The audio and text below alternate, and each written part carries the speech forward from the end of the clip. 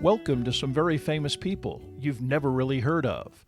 Bite-sized biographies of the famous, the infamous, and the quirky in less than an hour. My name is Philip D. Gibbons, and there is more information about me, this podcast, and a bibliography at someveryfamouspeople.com. There are also photographs of many of the individuals and items mentioned in this podcast. At the conclusion of Part 2 of this presentation, there will be additional suggestions concerning further information about today's subject, Hiram Bingham, the real Indiana Jones, and the lost city of Machu Picchu.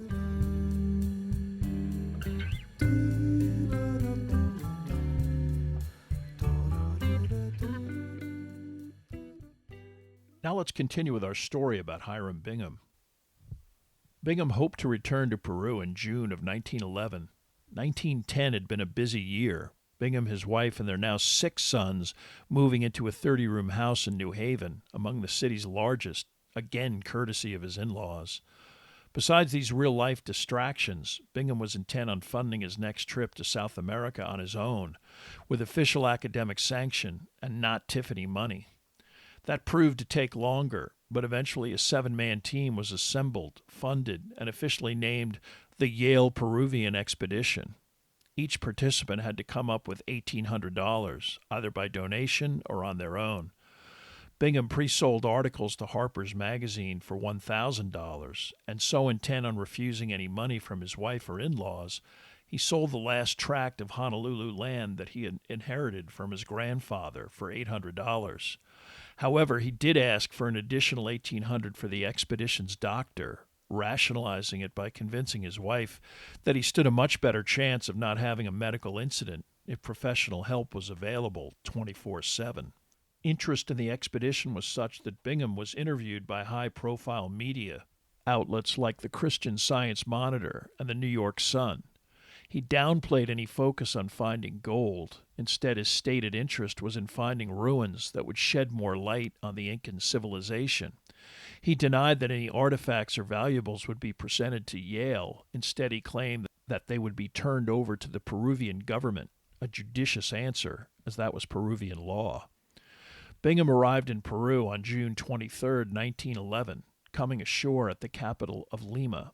He met with several Peruvian officials and scholars about getting official permission to physically conduct any form of scientific exploration of any Incan ruins and to get advice on where exactly the lost cities of the Incas might be.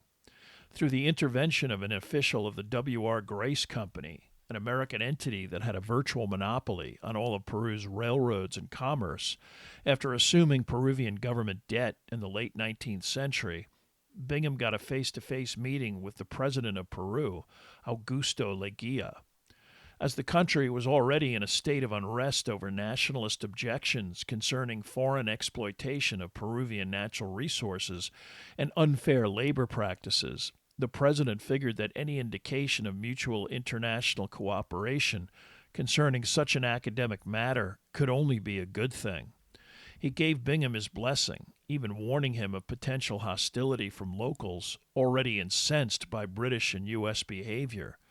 Next, Bingham conferred with several historians and came to the conclusion that the lost city he was seeking might actually be 2 cities, Vilcabamba and another site known in text written by Spaniards hundreds of years ago as Vitcos. By early July, Bingham was in Cusco, his team assembled and ready to head into the jungle. His expedition of 7 men were split into 3 groups with separate assignments.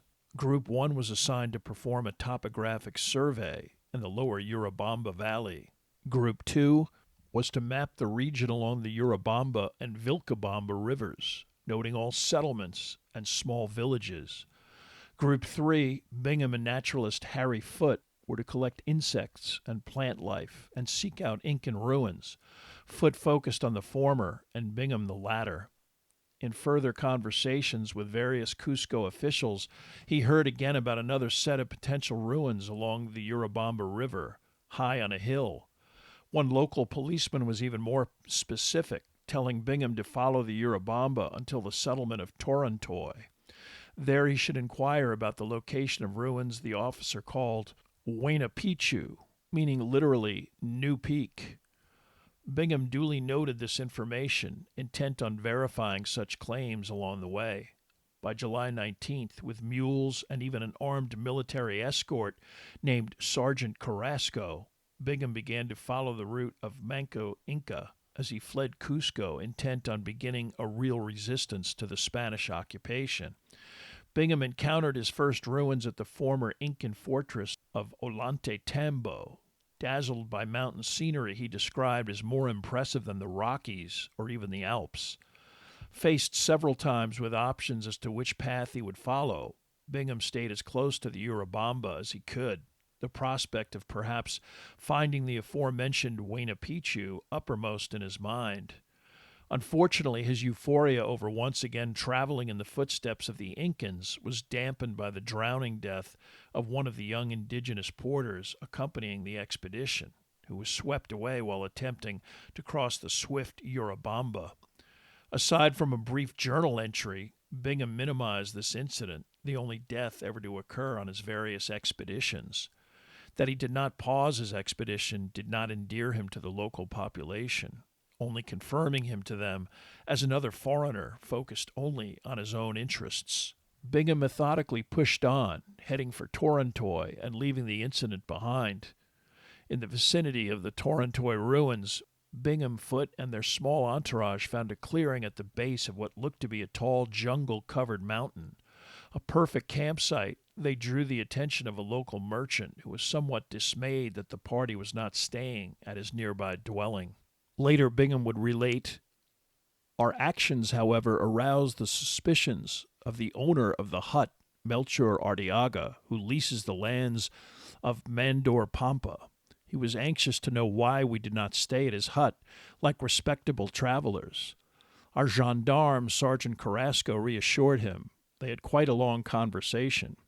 When Arteaga learned that we were interested in the architectural remains of the Incas, he said there was some very good ruins in this vicinity. In fact, some excellent ones on top of the opposite mountain called Huayna Picchu, and also on a ridge called Machu Picchu." The next morning, when Arteaga, hungover, began to equivocate on his offer to guide Bingham to the ruins, Bingham offered a sole, a Peruvian silver dollar, about 4 times the going day rate in 1911. Foote, the naturalist, and the expedition doctor, Irving, hard passed on the hike. Bingham and Carrasco alone tried to keep up with Arteaga, following on hands and knees across the Urubamba via a crude log bridge before ascending for 90 minutes practically straight up a steep vegetation-choked trail. Finally, they reached a plateau and a clearing. Bingham was surprised to see a hut and cleared cultivated farmland, the home of one of 3 farmers who lived in the vicinity. This individual gazed warily out of his hut, understanding that nobody came to this part of the world accidentally, and rarely with any good intentions. It took a conversation with Arteaga to calm down the local resident, reassuring him that the strange-looking tall Bingham and his military companion were merely interested in the nearby ruins. The local farmer, Melquiades Richarte, then produced some cold water to drink and a lunch of cooked sweet potatoes, grown locally, no doubt. After this brief respite, Arteaga decided to relax and chat with Richarte. The farmer's young son would serve as Bingham's guide to the ruins that still remained concealed from the explorer's plateau vantage point. He had diminished expectations, disappointed on numerous occasions after receiving descriptions of wonderful unexplored ancient structures that resulted in letdowns. But subsequently, in his own words, Bingham described the remarkable moment of discovery. "We scrambled along the dense undergrowth, climbing over terrace walls and in bamboo thickets where our guide found it easier going than I did. Then the little boy urged us to climb up a steep hill over what seemed to be a flight of stone steps. Surprise followed surprise in bewildering succession.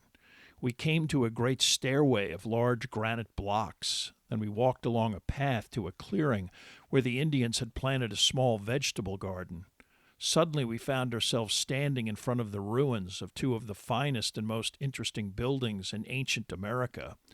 Made of beautiful white granite, the walls contained blocks of cyclopean size, higher than a man.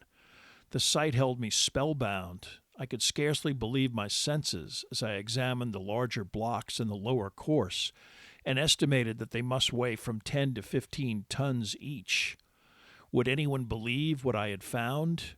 Fortunately, in this land where accuracy of reporting what one has seen is not a prevailing characteristic of travelers, I had a good camera, and the sun was shining.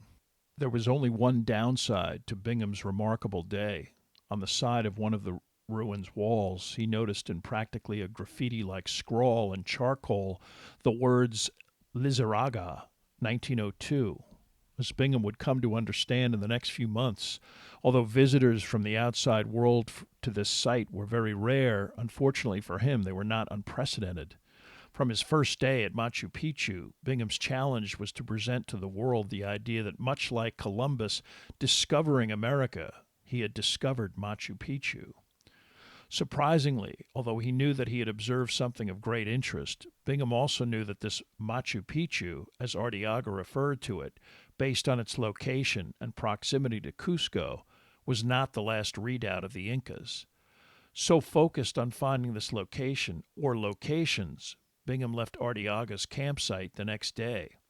He eventually did successfully locate both Vitcos and Vilcabamba, but he left Peru in December of 1911, not exactly sure how these three ancient ruins fit together. By the time he returned home, met by journalists anxious to write about another explorer in a world fascinated with the exploits of Scott and Amundsen, Percy Fawcett, Richard Burton, and various other intrepid explorers, Bingham was now talking up Machu Picchu as not only his most impressive discovery, but also the point of origin of the Inca Empire, dating back to the era of Manco Capac. He also emphasized that he had not found huge caches of silver and gold, but that was not the point. The point was the study and excavation of the ruins themselves, a point he made to both Yale University and the National Geographic Society as a pitch for additional funding. Bingham did gloss over the fact that the Peruvian government had finally implemented strict rules regarding any future excavation of ancient sites and specifically forbade the export of antiquities of any kind. In ongoing discussions with both Yale and the National Geographic Society, Bingham implied that he would find a workaround. He already had quietly returned with a modest amount of skeletal remains and artifacts, and with fellow alumni like President William Howard Taft, he figured he could make a deal with the government, even if it was unique to Yale. And he did, this time getting the Leguia government to sign off on Yale getting a 10 to 20-year concession to excavate, essentially an unofficial monopoly. Such an agreement would have to be ratified by the Peruvian Congress, but at the time, that was considered a formality. In return, any antiquities that were recovered were to be split 50-50. Bingham quickly raised $25,1912 from Yale and the NGS. By July 1912, Bingham and a new team of excavators and academics were on site back at Machu Picchu. They were accompanied by almost a dozen indigenous locals who were asked firmly by the local government to help the expedition, these individuals receiving rather modest salaries. Bingham's initial excavation efforts found little other than emptied-out holes, the easily accessible areas of the site obviously looted of anything of value. He then enlisted 3 local farmers, the aforementioned Richarte, Anacleto Alvarez, and a man named Fuentes, into locating any burial caves they could find in the area, promising to pay them a finder's fee. Bingham also had to make a deal with Mariano Ferro, the actual landowner of the site, promising 1/3 of Yale's share for the right to excavate, the expectation that vast stores of gold and silver could emerge at any time. Ferro also sent an individual named Yara to look over Bingham's shoulder, this definitely a trust but verify transaction. It wasn't long before the farmers led Bingham to ancient human remains and other contents of several graves. However, none of the locals and hired hands were particularly wild about this process of glorified grave robbing. Such an intrusion, especially by wealthy foreigners, a serious violation of indigenous customs and superstitions. Bingham himself delegated much of this work to his team, heading off on horseback to the vicinity of Vilcabamba, most likely bored with the actual archaeological process and scientific analysis involved in excavating Machu Picchu. A national change of attitude also was manifested in Peru's 1912 presidential election, conducted during Bingham's 1912 expedition, in which the Leguía government was supplanted by a more populist-minded individual with the unlikely name of Guillermo E. Billinghurst.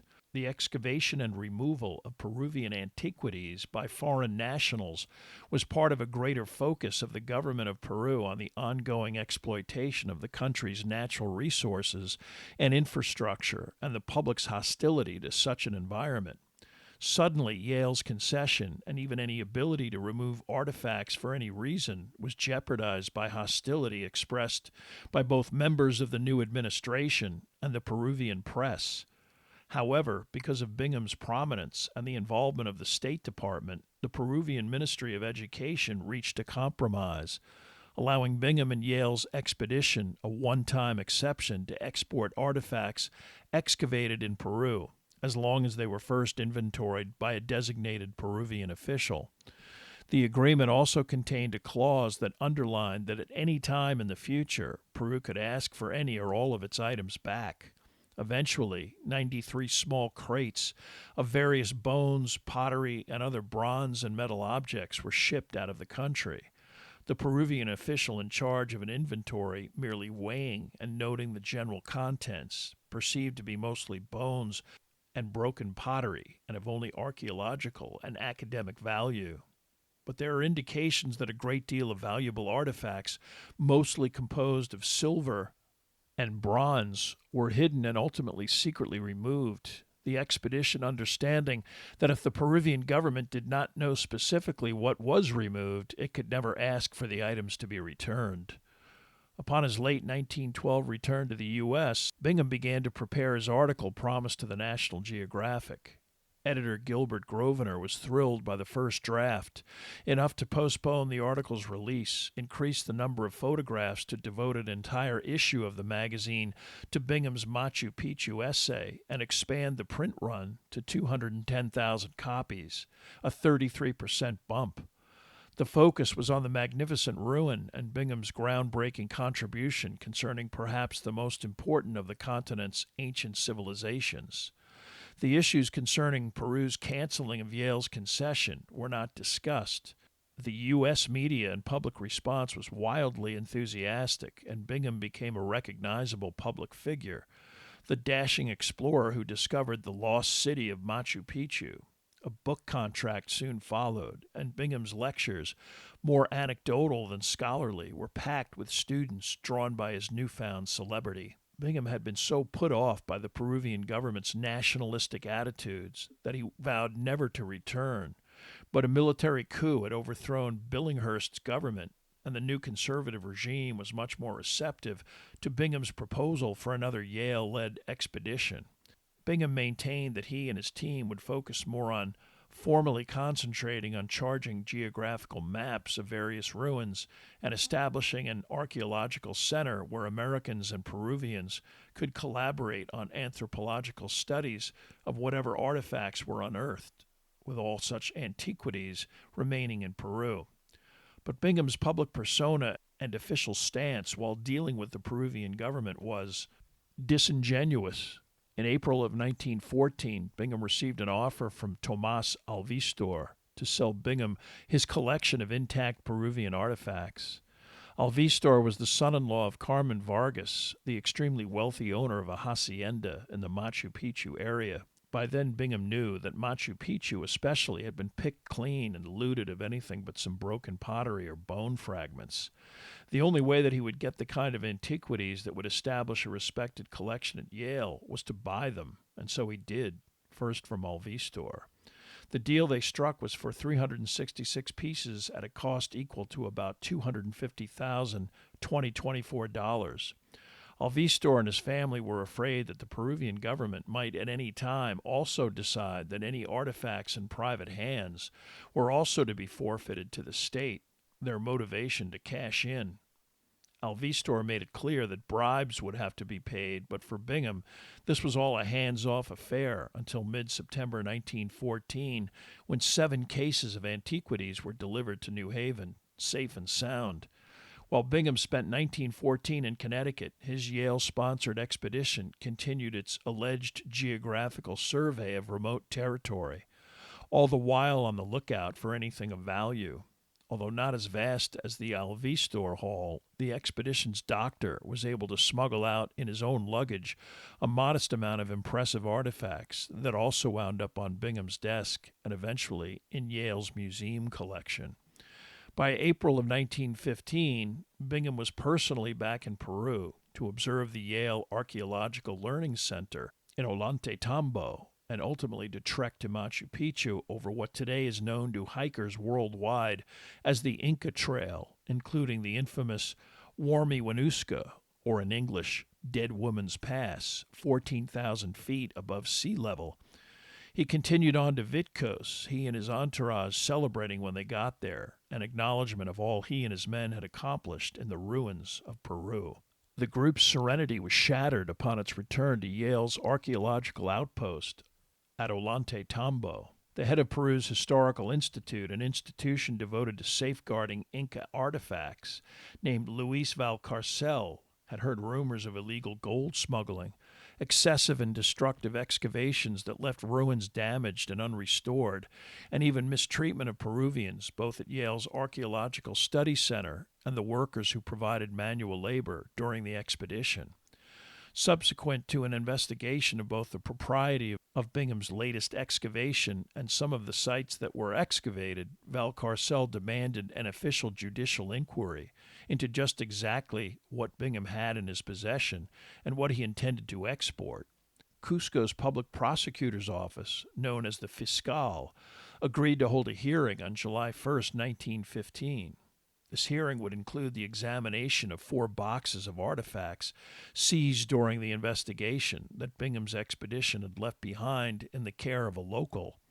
On July 1st in downtown Cusco, an inquiry was convened in which Valcarcel alleged that Bingham and his expedition deliberately violated Peruvian law in terms of both how the excavation was conducted and the intent to illegally remove artifacts. Bingham replied that he had not intended to remove any artifacts and that he meant to identify and study them in good faith. When the boxes were opened, they did contain broken pottery and an assortment of bones. While Valcarcel emotionally asserted that this was proof of Bingham and Yale's dishonesty, the tribunal was unimpressed. They expected cases filled with valuable silver and gold antiquities. These contents had very little monetary value. They were also diligently labeled and inventoried so that there would be no doubt as to what was excavated should anyone in the Peruvian government wish to document this. The prosecutor wasn't as outraged as Valcarcel would have liked, but he did acknowledge that Yale had excavated inappropriately. Just how inappropriately would be determined by a commission he would appoint. With the inquiry wrapped up for the day, Bingham and Yale remained in a legal limbo. The process further stalled when the prosecutor appointed Valcarcel as the head of this commission, but refused to pay him, so the head of the institute refused to do the work. Already enraged by the confiscation of the small number of boxes, Bingham decided, understanding that he would never be able to excavate and operate as he had previously, that he had had enough of Peru. After some delicate negotiations, he was permitted to leave despite the open-ended investigation, most likely through the intercession of well-connected foreign businessmen. During all of his expeditions to Peru, Bingham was routinely contacted by collectors wishing to openly and illegally sell him artifacts. He usually ignored such offers, but on his way out of the country for what he thought would be the last time, Bingham decided to pursue such a purchase, by now as much out of spite as any academic interest. He made it clear to the seller that it was up to the dealer to get it through customs, which he was told was not a problem, as the dealer had a relative who worked for that agency.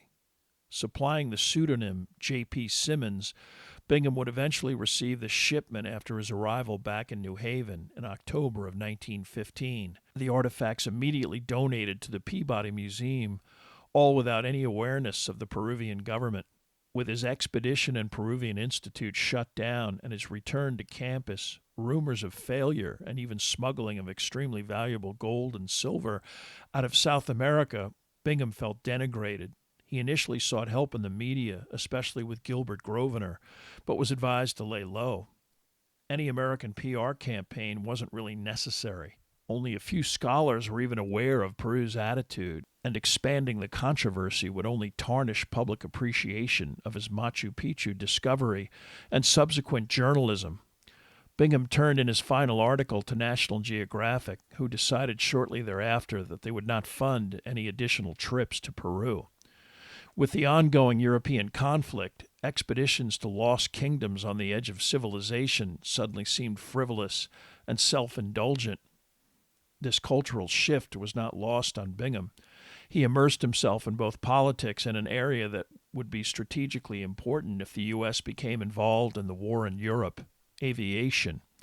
Bingham was one of several prominent Republicans who, in May of 1916, personally attempted unsuccessfully to persuade Teddy Roosevelt to run for president.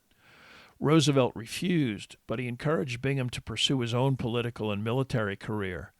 Bingham subsequently enrolled in a flight school run by aviation expert Glenn Curtis, a pursuit in line with his sense of adventure. A licensed pilot, in May of 1917, he was retained by the Army to form flight schools across the country, and he also spent time in France, running the Allies' largest aviation training facility. When World War I concluded, Bingham then settled on a pursuit that was perfectly in line with his egocentric personality: politics. Initially encouraged and mentored by Teddy Roosevelt, Bingham, based on his high public profile and social standing, was first elected to public office in Connecticut in 1922 as lieutenant governor. Elected governor in 1924, Bingham took advantage of a special election when one of Connecticut's senators committed suicide in October, and Bingham handily won election in December of 1924 to the U.S. Senate. Sworn in as governor on January 7th, Bingham resigned and was then sworn in as U.S. Senator the next day. He's probably the only U.S. politician in American history to hold the office of lieutenant governor, and U.S. Senator in a 24-hour period. Having had no official teaching responsibility at Yale for several years, he had already officially resigned from the university. Typically, Bingham made a deliberate splash in Washington. He hung his hat on expanding commercial aviation and exploited photo ops with Charles Lindbergh, Amelia Earhart, and President Coolidge. Appearing frequently on radio and speaking on the Senate floor, Bingham easily won re-election to a full 6-year term in 1926, but his patrician attitude and public relations grandstanding grated on his colleagues. Bingham wound up in a scandal involving his hiring of a lobbyist from the Connecticut Manufacturers Association as a clerk in his office, and then allowing this individual access to closed-door meetings of Senate committees relevant to the association without making this individual's background clear. An initial inquiry might have blown over without any official sanction, but Bingham repeatedly and forcefully insisted that he had done nothing wrong and characterized the ensuing investigation as politically motivated and vindictive. On November 4, 1929, in a lopsided vote, he was formally censured by the Senate for behavior, quote, contrary to the good morals and senatorial ethics, only the fourth such sanction up to that point in the body's history. To put this action in perspective, it would be over 20 years before the Senate acted in a similar fashion, this time citing Senator Joseph McCarthy. Although the Roosevelt presidential landslide wiped out a large number of Republicans, Bingham's censure was an embarrassing factor in his defeat for re-election in 1932. Bingham subsequently worked as an oil company executive and a lobbyist for aviation interests. He also wrote several books, the most notable entitled Lost City of the Incas, a bestseller published in 1948. As Machu Picchu was his most publicized excavation, Bingham always maintained that the site was actually the origin of the Inca Empire, as well as one of its last refuges. These theories were subsequently disproven that Machu Picchu was actually a royal estate built for Incan rulers to relax outside of the confines of central Cusco, the equivalent of an Incan Camp David. Bingham's personal life also underwent an upheaval in 1937 when his wife sued him for divorce, which was granted. During the proceedings, Alfreda Bingham, separated from her husband since 1932, alleged mental cruelty, a cold indifference to her, as well as an attitude of superiority. A month after the divorce was granted, Bingham married his longtime mistress. He lived out his final years in Washington, D.C., passing away on June 6, 1956, age 80. He was buried at Arlington National Cemetery. Although it is not known if he was aware of it during his lifetime, Bingham's journey to Machu Picchu was part of the plot of a low-budget 1954 Paramount film, Secret of the Incas, starring Charlton Heston, who in a leather jacket, scarf, and fedora bore a remarkable wardrobe resemblance to the real-life Bingham. This film was shot on location in Machu Picchu and Cusco, and was the first Hollywood film ever made in the country of Peru. It would also literally be the wardrobe inspiration for Indiana Jones, according to the Raiders of the Lost Ark costume designer, who maintained that she and her team watched Secret of the Incas many times. Unfortunately, the screen homage was not the only acknowledgement of Bingham's legacy. As far back as 1917, the country of Peru began to request and ultimately demand the return of any artifacts in Yale's collection. Although the school did return some materials in 1922, these were described by Peruvian authorities as worthless. By then, Peruvian government officials were fully aware of Bingham's purchase of the Alvistor collection of artifacts, an awareness that only added to their insistence. Although Bingham always acknowledged that the collection was the property of the country of Peru, Yale continued to create excuses and delays, and ultimately the materials remained under the university's control. This dispute over the possession of valuable artwork or antiquities was not unique.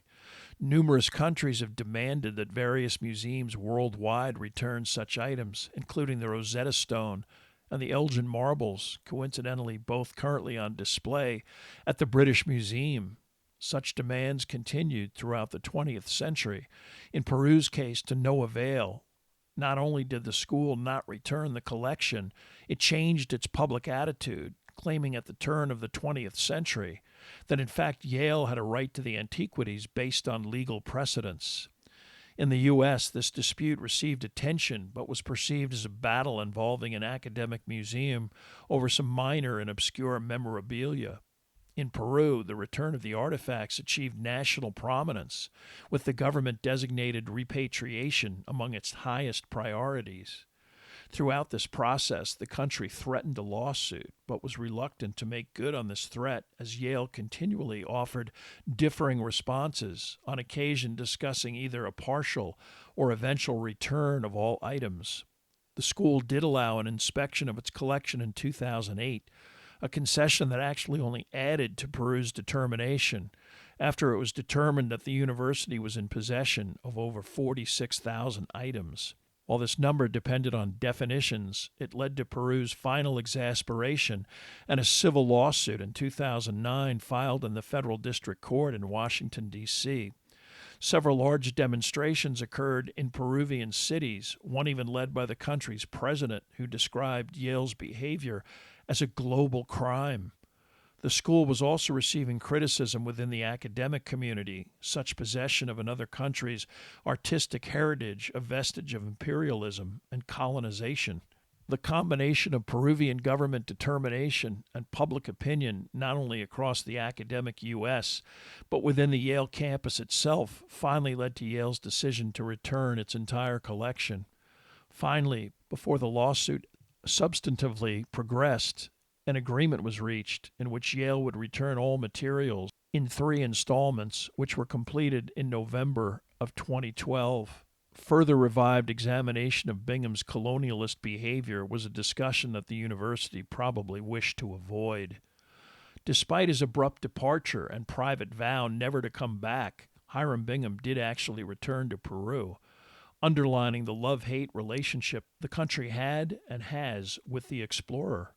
In 1948, when a newly constructed highway that led from the train station closest to Machu Picchu to the ruins was dedicated as the Hiram Bingham Highway, the explorer personally took part in the dedication, joined by the mayor of Cusco and the U.S. ambassador. He spoke to a warm and appreciative crowd, calling his reception and dedication one of the most grateful moments of my life. Already a Peruvian awareness was building that in spite of some fundamentally insensitive behavior, Bingham helped to rediscover and popularize a lost monument and cultural treasure that today is a major attraction in a country that relies heavily on tourism.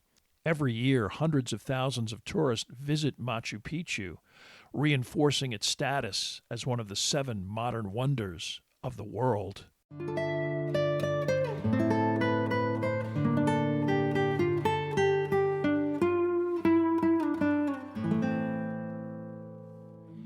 Thank you for listening to part 2 of this podcast about Hiram Bingham.